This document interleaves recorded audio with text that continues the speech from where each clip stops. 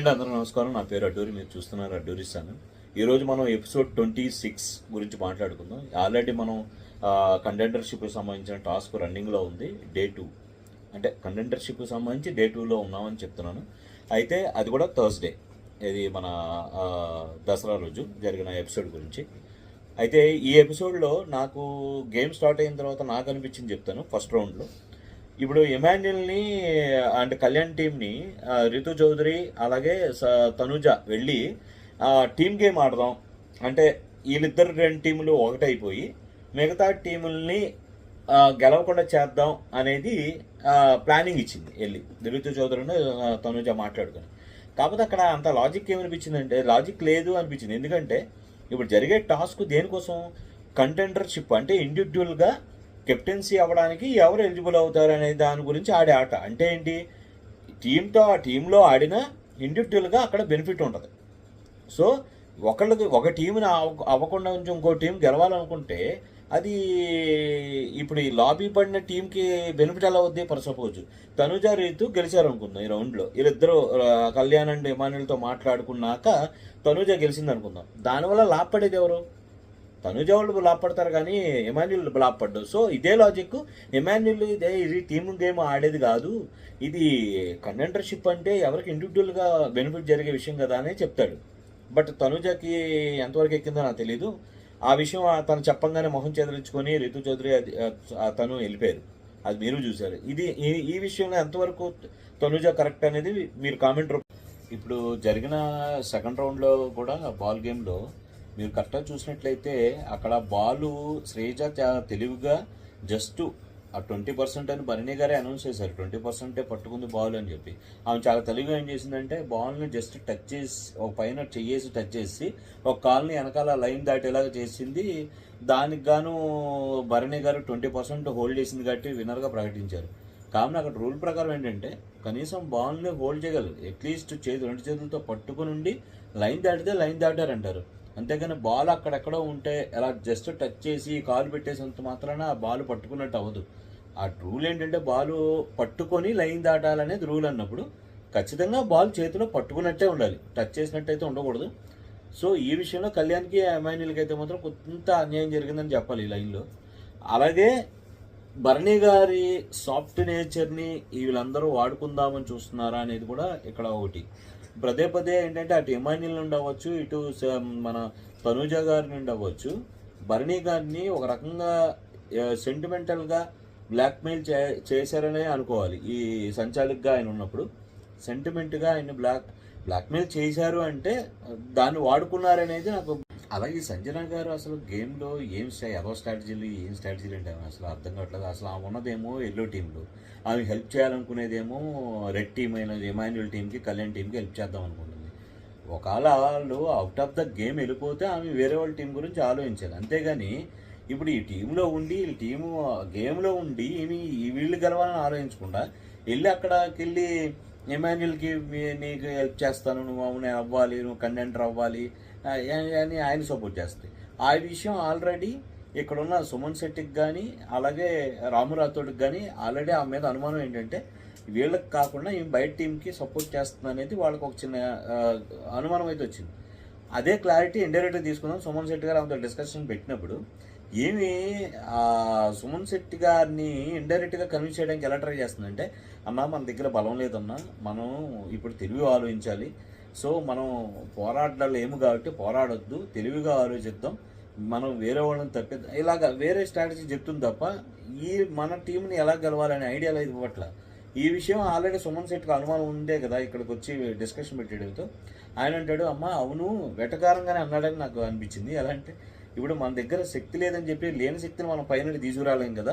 ఇప్పుడు మనం కూడా కంటెండర్ అవ్వాలి కదా, మనం కూడా ఆటలో ఉన్నాం కదా, గెలవాలి కదా. మనకు ఎంత శక్తి ఉంటే ఆ శక్తులను మనం ఆడాలి కానీ మనం ఎలాగా గివప్ ఇవ్వకూడదు కదా అని చెప్పి మనోడు కన్విన్స్ చేస్తుంటే మా సంజన గారు మాత్రం ఆ ట్రాక్లో గెలట్లా. మన టీం గెలవాలి, నిజమే పోరాడదాం అని అట్లా. మనకు ఎంతసేపు శక్తి లేదు, మనం ఎమాన్యుల్ టీంని గెలిపించేద్దాం, ఇది చెప్దాం. ఈ లాబింగ్ చేయడానికి అయితే మ్యాక్సిమం ట్రై చేసింది అని అయితే నాకు పదే అనిపించింది. ఇదే బాల్ గేమ్లో ఫస్ట్ రౌండ్లో తనుజ గారికి శ్రీజ గారికి పాయింట్ ఇచ్చినప్పుడేమో భరణి గారు చాలా మంచి వ్యక్తిగా కనిపించిన వ్యక్తి. ఏదైతే ఆయన కమిట్మెంట్ తీసుకుని సంచాలకుడిగా ఆయన చూసిన దానికి, ఆయన కమిట్మెంట్ ప్రకారం ఇచ్చిన నిర్ణయానికి శ్రీజ తనుజ మాత్రం యాక్సెప్ట్ చేయకపోగా ఆయన తప్పు చేశాడని చెప్పి పోర్ట్రేట్ చేయడానికి అయితే చాలాసేపు ట్రై చేశారు. దానికి ఏమాత్రం ప్రొవోకింగ్ అవ్వకుండా భరణి గారు సైలెంట్గా ఉండిపోవడం నాకు బాగా నచ్చిన విషయం. ఎందుకంటే ఆయన ఏదైతే చూశాడో దాన్ని నమ్మాడు. అలాగే నేను చూసిన వ్యూవర్స్ కూడా ఆయన తీసుకున్న డెసిషన్ 100% కరెక్ట్. ఏదైతే హోల్డింగ్ ఎవరి చేతిలో ఎక్కువ ఉంది, ఎవరు ముందు కాలు పెట్టారనే నిర్ణయం 100% ఆయన తీసుకున్న నిర్ణయం అయితే కరెక్ట్. బట్ అదే చెప్పా కదా, ఈ మధ్య తనూజ గారికి ఏంటంటే నోరు ఎక్కువైపోయింది, ఆలోచన తక్కువైపోయి మాట్లాడుతూనే ఉన్నారు. బట్ అది చూసేవాళ్ళకి తెలుసుద్ది కదా రాంగో రైటో అనేది. ఒకటి సంచాలకుడుగా నిర్ణయం తీసుకున్నప్పుడు ఆ నిర్ణయం ఇవ్వాలి, అంతేగాని ఇష్టం వచ్చినట్టు మాట్లాడి ఆమె చాలా మాటలు మాట్లాడింది. ఏమనంటే సంజన గారు సపోర్ట్ చేస్తానంటది, వాళ్ళు ఫ్రెండ్స్ అంటది, ఇమాన్యుల్ని అంటది గెలిచినందుకు. కనీసం గెలిచాడు, నువ్వు పొద్దున్న లేస్తే ఆయనతో జోకులు వేస్తూ ఉంటావు. అలాంటప్పుడు వెళ్ళి ఇమాన్యుల్ని అప్రిషియేట్ చేయొచ్చు. సర్లేరా నువ్వేరా గెలిచావు కదా, సర్లేరా అని చెప్పి అనొచ్చు. అలాగే భరణి గారు కూడా పొద్దులైతే డాడీ అంట. నేను దీని ముందు ఎపిసోడ్లో కూడా చెప్పాను, డాడీ అని గొర్రె వేసేస్తుందని చెప్పాను. అవంతే. ఏంటంటే స్టఫ్ క్రియేషన్ కోసం డాడీ అంటుందేమో కానీ ఎమోషనల్ అయితే ఫీల్ అవ్వట్లేదు. ఈ భరణి గారికి ఆ విషయం త్వరగా తెలుసుకోవాలి. ఇదైతే ఇంకా ఈ డ్రామాలు ఇంకా ఆపేసి ఆమె గేమ్ ఆమె ఆడుకుంటే బెటర్ ఇంకా డాడీ అని ఈ నాటకాల కన్నా అని నా ఫీలింగ్. ఎందుకంటే మొన్న కూడా భరణి గారి గురించి చాలా స్ట్రాంగ్గా మాట్లాడింది ఇమాన్యుల్తో రూమ్లో. ఇన్ ఫ్రంట్ ఆఫ్ భరణి గారితో ఏమో డాడీ అని ఏడ్చుకుంటూ మాట్లాడింది. అది ఒక్క 1 minute అదంతా 5 minutesలో జరిగిన సన్నివేశాలు ఏం. బట్ నేనేమంటానంటే మీకు అనిపించింది ఓపెన్గా భరణి గారితో మాట్లాడి అప్పుడు ఇంకా చూసేవాళ్ళకి కూడా మీ మీద ఇంకా నమ్మకం పెరుగుతుంది అనేది నా ఉద్దేశం. పవన్ కళ్యాణ్ అండ్ ఇమాన్యుల్ అయితే కంటెండర్షిప్కి ఇద్దరు సెలెక్ట్ అయిపోయారు. ఇక్కడ బిగ్ బాస్ ఇచ్చిన ఒక ఆప్షన్ ఏంటంటే వీళ్ళిద్దరికి ఇంకో 6గురిని సెలెక్ట్ చేసి పేర్స్గా 3 జంటలుగా సెలెక్ట్ చేయాలి. వాళ్ళ ముగ్గురికి కాంపిటీషన్ పెడతానని చెప్పారు. ఆ ముగ్గురిని ఎవరైనా సెలెక్ట్ చేస్తారనేది కళ్యాణ్కి అలాగే ఇమాన్యుల్కి ఇచ్చారు బాధ్యత. అయితే ఇక్కడ వాళ్ళు చేసిన సెలక్షన్ అయితే నాకు పర్ఫెక్ట్గానే అనిపించింది. ఎందుకంటే హరీష్ గారికి ఒంట్లో బాగాలేదు కాబట్టి హరీష్ గారు ఆడనని చెప్పి వాలంటీర్గా చెప్పారు. ఇకపోతే భరణి గారికి కూడా బాగాలేదు. సో అందుకే ఆయన సంచాలక చేస్తున్నారు. తట్టు ఆయనకి బాగాలేదు, మెయిన్గా బాగాలేదు, అందుకే ఇవ్వలేదు. అలాగే డిమాండ్ పవన్కి ఎందుకు ఇవ్వలేదు అంటే ఆల్రెడీ 2 సార్లు కెప్టెన్సీ చేశాడు. అలాగే గేమ్స్ కూడా గత 2 వారాలుగా ఆయన చుట్టే తిరిగినాయి కాబట్టి ఆయనకు వద్దనుకున్నారు వీళ్ళు. ఇచ్చింది ఎవరికి?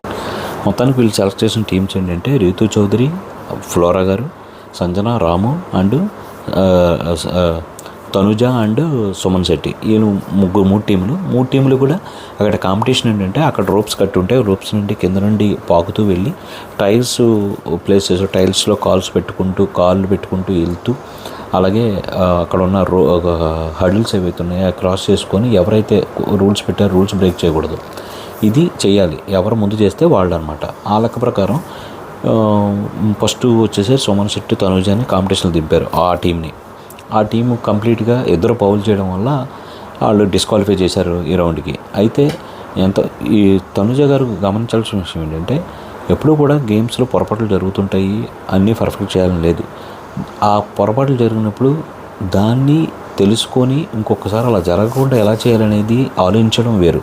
కానీ పదే పద్దాక బాత్రూంలోకి వెళ్ళిపోయో లేదంటే అవతల మీద ఎరుచుపడిపోవడం అనేది కరెక్ట్ విధానం కాదనేది నా ఫీలింగ్. ఈరోజు కూడా ఆమె ఫౌల్ ఆడింది అనేసరికి తట్టుకోలేక వెళ్ళిపోయి బాత్రూంలో ఏడ్ చేసుకోవడం రావడం, కొద్దిగా ఎంత సెన్సిటివ్ అయినా సరే ఇందాల భరణి గారి మీదకి రెచ్చిపోవడం, ఇవన్నీ కూడా ఇదే హౌస్లో కావాల్సింది ఏంటంటే ఈ కంట్రోలింగ్లు అన్నీ చేస్తున్నారా లేదా అనేది ఈ చూసే జనాలు కూడా గమనిస్తూ ఉంటారు. అంటే తనుజ గారు మిస్ అవుతున్నారనే చూడాలి. అంటే ఆమెతో పాటు ఆయన సుమన్ శెట్టి అక్కడే ఉన్నాడు, బట్ ఆ మాత్రం ఎమోషన్ కంట్రోల్ చేసుకోలేకపోతుంది. దీని మీద మీ అభిప్రాయం ఏంటి అసలు? ఇప్పుడు నాకైతే అది కరెక్ట్. మీ అందరినీ అయితే ఒక క్వశ్చన్ అయితే అడగాలనుకుంటున్నాను. రీతు చౌదరి ఈరోజు నేను ఏదైతే ఆడిందో గేము ఫ్లోరా గారితో, అది మీ అందరికీ న్యాయంగా అనిపించిందా? నాకు తెలిసి అంత చండాలంగా అయితే ఎవరు ఆడరు, అంత చండాలంగా ఎవరు ఆలోచించరని అనుకుంటున్నాను. గెలవడం ముఖ్యమే. ఒకసారి ఇమాన్యుల్ ఒక మాట అన్నాడు, ఇదే రీతు చౌదరిని వీళ్ళతో, ఎలా గెలిచామనేది ఎలా ఆడామనేది కాదు, ఏ విధంగా గెలిచామనేది కూడా చూసుకోవాలి. ఏ విధంగా గెలిచావు నువ్వు? ఎలా అయినా గెలవాలనుకుంటే ఎలాగైనా గెలవచ్చు నీలాగా. నిజంగా ఎంత దారుణంగా మీరు బిహేవ్ చేసిన బిహేవ్. ఫ్లోరా గారు మీరు పక్కన ఉన్నప్పుడు ఫ్లోరా గారు మీ ఎదురుగా ఎవరెదురుగా వాళ్ళు వెళ్ళాలి.